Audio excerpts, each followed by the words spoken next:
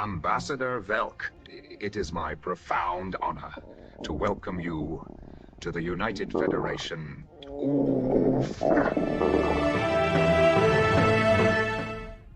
Chief Petty Officer Miles O'Brien has served in Starfleet for over 15 years. For the last 3, he has been posted aboard the flagship, the USS Enterprise, where he runs the transporter room. Let's check in on Miles. Whenever you are ready, Chief, just state your name, your rank, and what you do aboard the Enterprise. Chief Petty Officer Miles Edward O'Brien. My official duties include the operation and maintenance of the transporter system, coordination of personnel transport to and from the ship, and supervision of the pattern buffer array. Those are my official duties. You want to know about the other ones? There is a section of the Transporter Operations Manual, Appendix J. It is classified. I am the only person on this ship who has read it. Appendix J concerns biological transport integrity. The short version is, when a crew member is transported, the system does not just move them from one place to another. It also performs a secondary filtration. Secondary filtration? What exactly gets filtered? What gets filtered? Right, I am not going to answer that directly. I am going to tell you what the Transporter Operations Manual says, which is that the secondary filtration process addresses pre-transport biological surplus.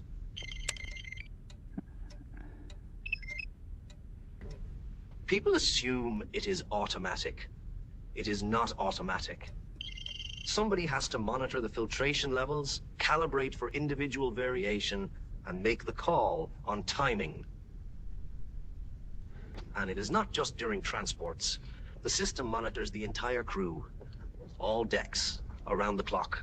If there is a biological surplus event anywhere on the ship, the system flags it, and I handle it remotely from the transporter room. The entire crew, all 1,014 people. Yes, every crew member is different. Some require minimal calibration. Others require significant intervention. There is one officer on this ship who requires recalibration sometimes, twice in the same morning. Nobody knows I do this. That is by design. Appendix J is very clear. The crew is not to be made aware of the secondary filtration process. The reasoning is that awareness would cause psychological discomfort. Psychological discomfort. That is the phrase they use. The crew might feel uncomfortable knowing that someone is monitoring their biological status 24 hours a day, so they are not told, and I do not tell them. Do you know what it is like to do a job that nobody knows you do?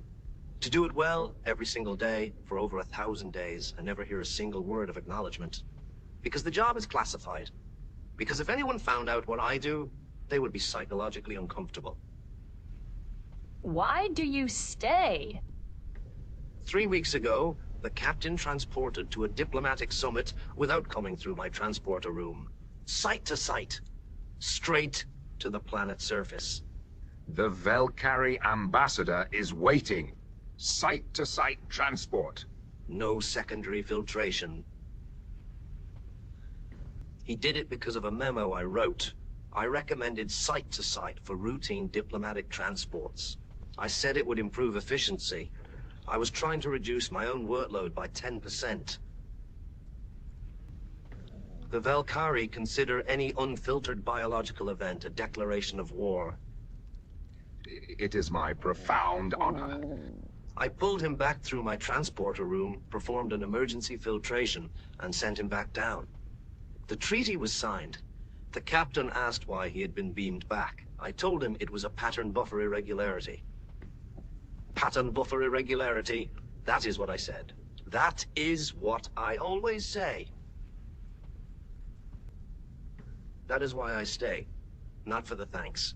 There will never be any thanks. I stay because someone has to, and I am good at it. And because every person who walks off that pad feeling a little bit better than they did when they stepped on is proof that the job matters, even if they never know. Now that's a man who takes his work seriously.